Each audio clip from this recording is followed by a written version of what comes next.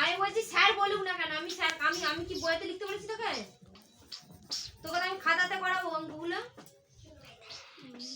শান্তিমা বলে দিস মেজো বইয়ের কাছে পড়তে যাবে ভয় করবি। ওরা পেন্সিল লাগাতে অঙ্ক করব। হাজুরে ওই স্কুলে চলে গেলে মনে হয় শান্তিমার কাছে যা শেষ হয়ে গেল টাইমটা। যে টাইম হয়ে গেল শান্তু হাজু তুই নামবে। ও কি দাঁড়া নামি তো দাঁড়া। ও মা মা গো বড় বড় তুই মামাকে চিল্লাচ্ছিস কেন হনুমান? তুই যদি না যে দিনে সেই পড়া হবে সেই খাতা যদি না নিয়ে আসিস তোর মাকেও গাল পারবা তোকেও গাল পারবা।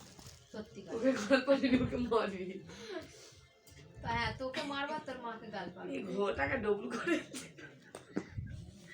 দীপা খান কি সব গুণাতে ছানাকে ওয়া কখনোকে শেখায় না, শুধু খালি পাথর বসাতো। পাথর বসা আসলে না ঘরে কাই না এখানে কর ঘরটাকে কে আইবে কাজমা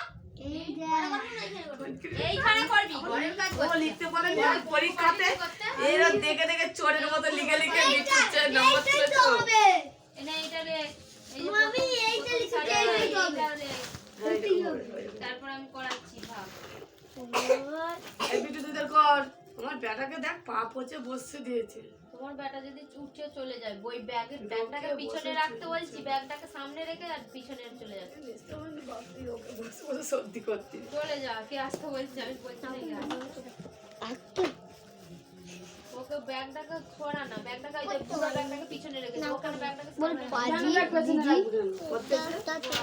ওদের দিকে ব্যাগ এ বাবা এদিকে আজ আমার ব্যাটা ডাউন পোমা দিলে উড়ি ফেলবে। বিটু দিল কাকিমা দিল পালিয়ে গেল। এই